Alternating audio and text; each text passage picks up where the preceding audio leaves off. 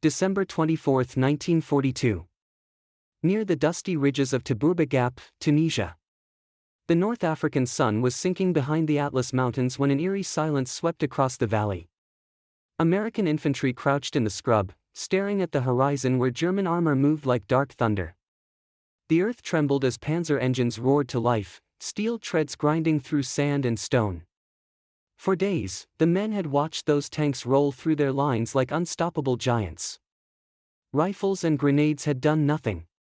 Even the heavy machine guns barely scratched the paint. But that evening, something new waited in the dirt, a weapon so strange that even its own soldiers didn't believe in it. Private William Barnes knelt behind a cluster of rocks, clutching a long metal tube no wider than his arm.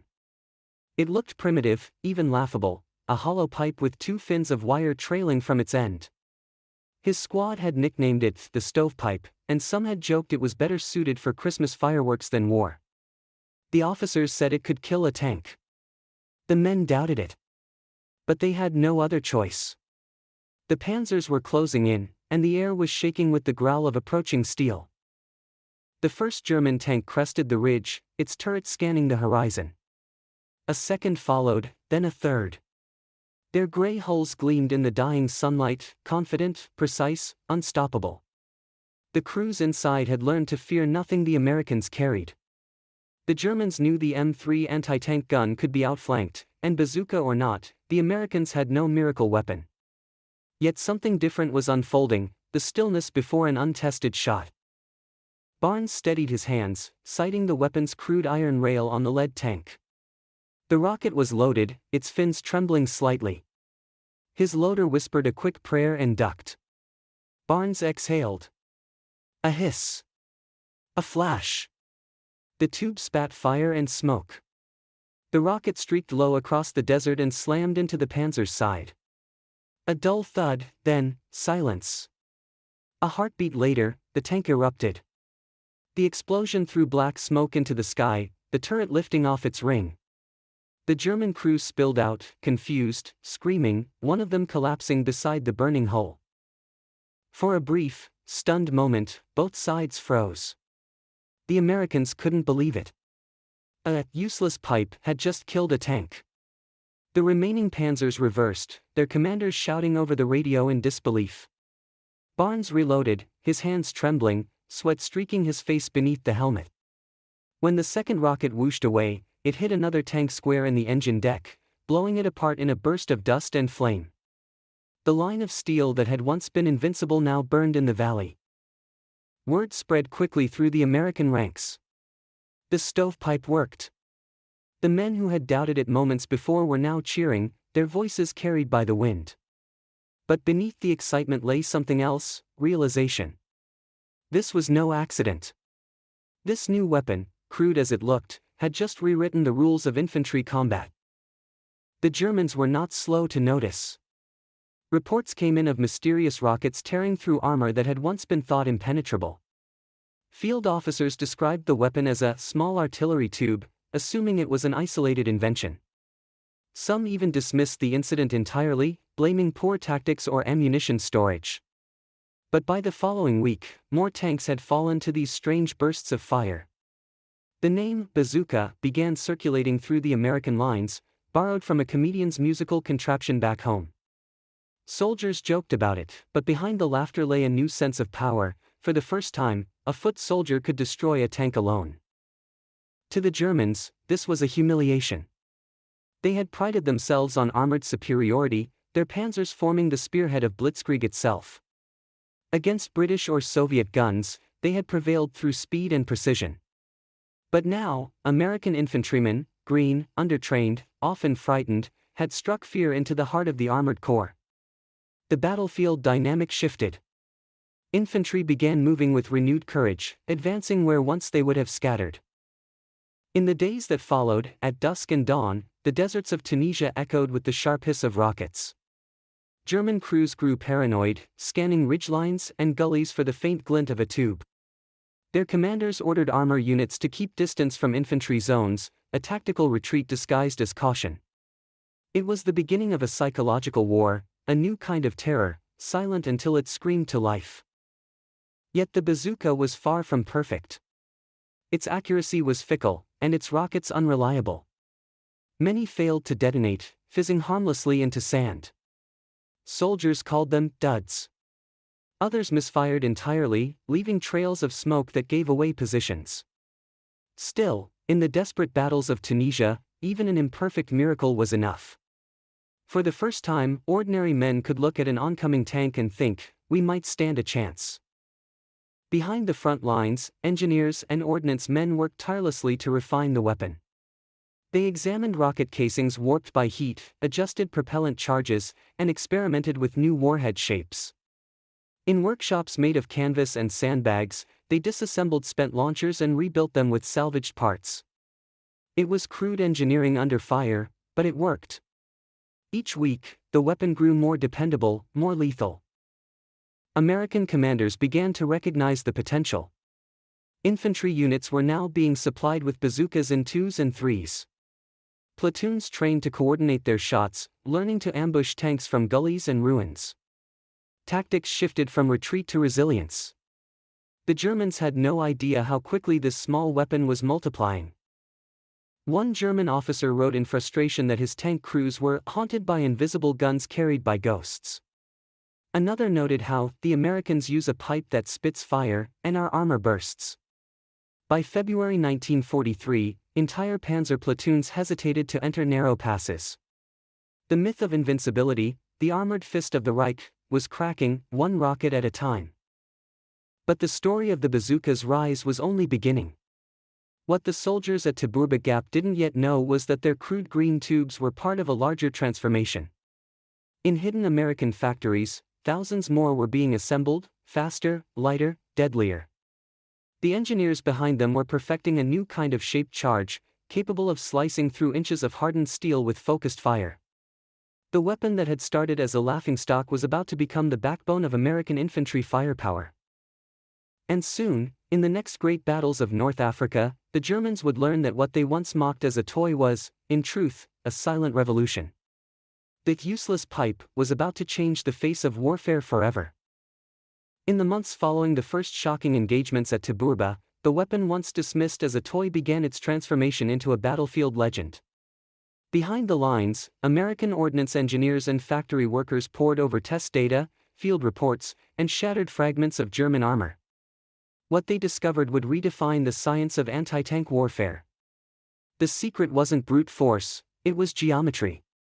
The bazooka's shaped charge warhead didn't rely on speed or weight, it focused explosive energy into a single molten jet, burning through armor like a welding torch in reverse. The men at Aberdeen Proving Ground called it chemical penetration. To the soldiers who fired it, it was simply power in their hands. The weapon's name, bazooka, came from a comedian's odd brass instrument back home, but the design owed more to engineering than showmanship. Built around the M6 rocket, the launcher was a 54-inch smoothbore tube with a firing battery and simple wire sights. Its warhead carried a conical copper liner designed to collapse inward on detonation, focusing pressure into a narrow point. The result was a jet hot enough to punch through nearly 3 inches of steel. That meant even the Panzer III's front armor, once untouchable, was now vulnerable if hit squarely. Soldiers trained to aim for side panels, engine decks, and turrets. The soft spots were steel met design limits. By January 1943, as the Allies regrouped in Tunisia, shipments of the M1A1 bazooka were flowing across the Atlantic. Each launcher weighed barely 13 pounds and could be carried by one man, though doctrine required a two-man team, a gunner and a loader. In field manuals, it was listed as an infantry anti-tank rocket launcher, but to the men on the ground it became a symbol of survival. They called themselves tank hunters, a dangerous pride earned through sweat and fire. The Germans, meanwhile, were analyzing the wreckage. At a forward maintenance camp near Kasserine, technicians examined the punctured hull of a destroyed Panzer and realized the blast pattern didn't match any shell or mine. The hole was clean, cone-shaped, and slightly glazed. Their reports described it as the effect of a high-velocity shaped charge. But they couldn't explain how such a weapon could be fired from the shoulder. To them, it seemed impossible, until captured American weapons began to arrive. German intelligence officers held the strange tubes in their hands, turning them over in disbelief. The word bazooka appeared on stenciled crates, followed by a rocket launcher, M1A1. The Germans quickly began developing their own version, a heavier, more powerful copy known as the Panzerschreck or Tank Terror. Ironically, the weapon they once mocked now inspired them. But by the time their engineers perfected it, the Americans were already deploying improved models. The arms race of innovation had begun.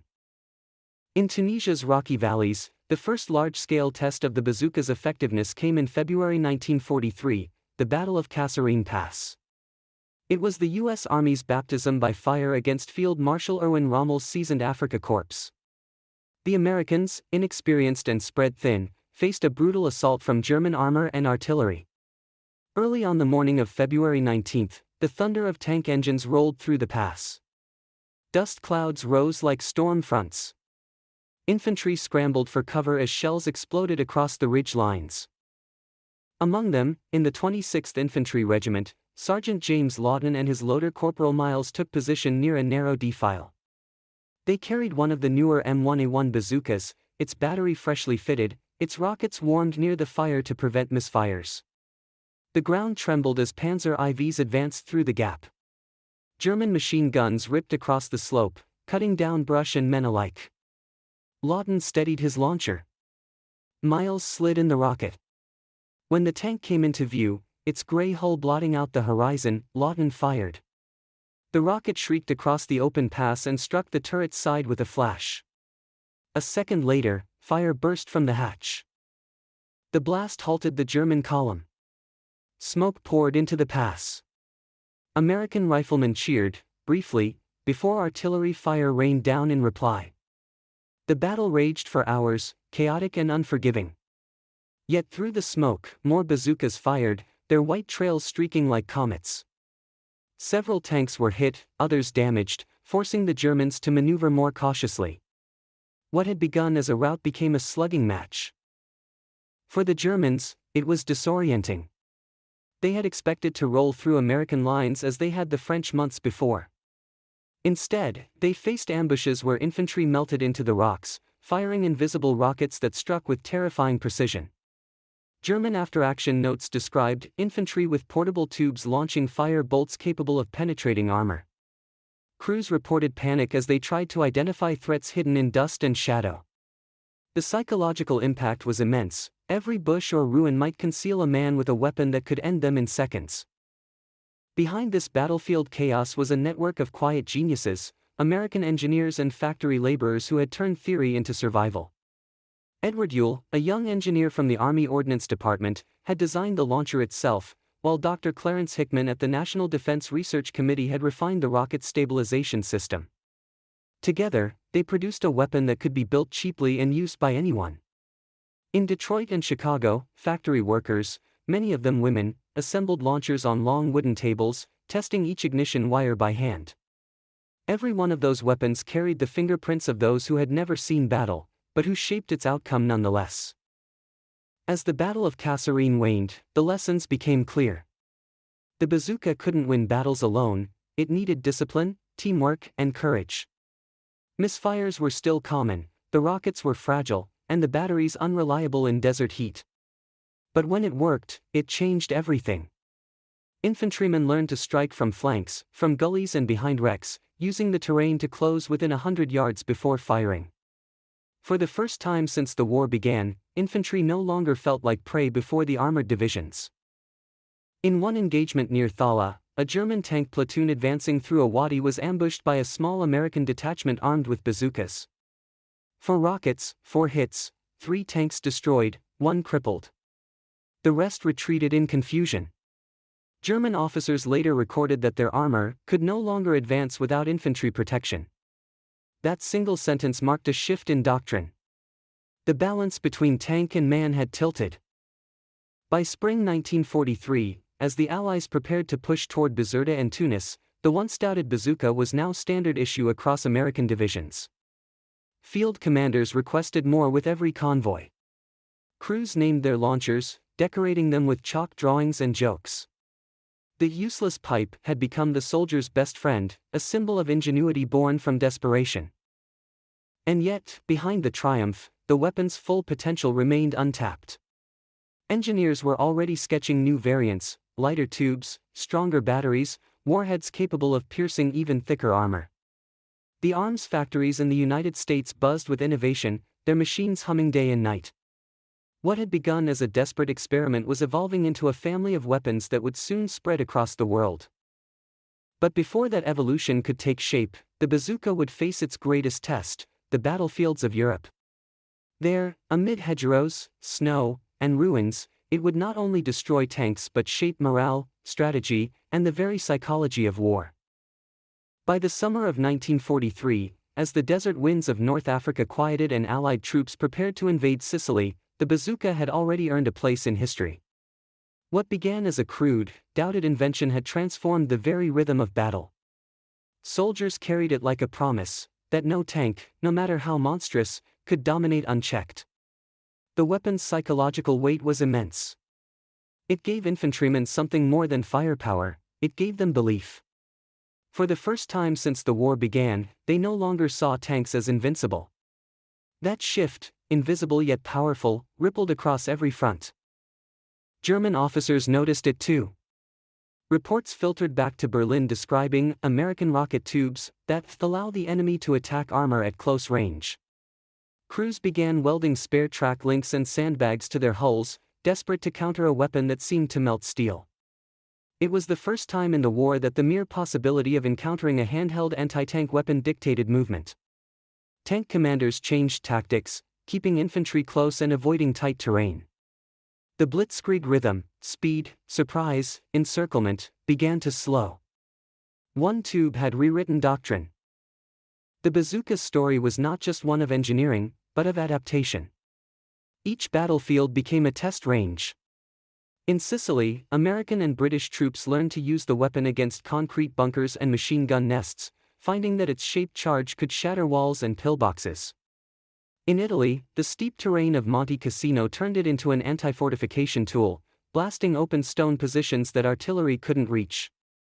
Soldiers improvised, modifying rockets with extra explosive filler or rigging the launchers onto jeeps for mobile assaults. Necessity, once again, became the mother of innovation. The engineers back home followed every report. In laboratories from New Jersey to California, they examined fragments returned from battlefields, testing new metals and ignition systems. They knew the Germans had begun producing their own copy, the Panzerschreck, and they intended to stay ahead. The American M9, a newer version with a two-piece tube and improved sighting, was born from that urgency. It fired a 3.5-pound rocket capable of punching through nearly 4 inches of armor. By the time of D-Day, thousands were waiting in crates aboard ships bound for Normandy. When Allied forces landed on the beaches of France on June 6, 1944, the bazooka was in nearly every infantry platoon. Amid the chaos of machine gun fire and artillery, men fired rockets at concrete bunkers guarding the coast.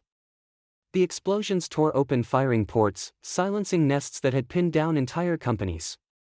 As the campaign pushed inland, hedgerows became ambush zones. Small teams hid beneath the thick greenery, waiting for German tanks to rumble by. When they did, the flash of a bazooka cut through the hedgerow shadows, and another steel beast burned. Yet the weapon's impact was not measured only in kills. It was measured in fear, the fear it instilled in German armor crews who had once felt untouchable. The bazooka turned the battlefield into a hunting ground. The hunter was no longer the tank, but the man crouched in the mud with a green tube on his shoulder. Every shell hole, every ruined house, every ditch became a possible death trap for armor.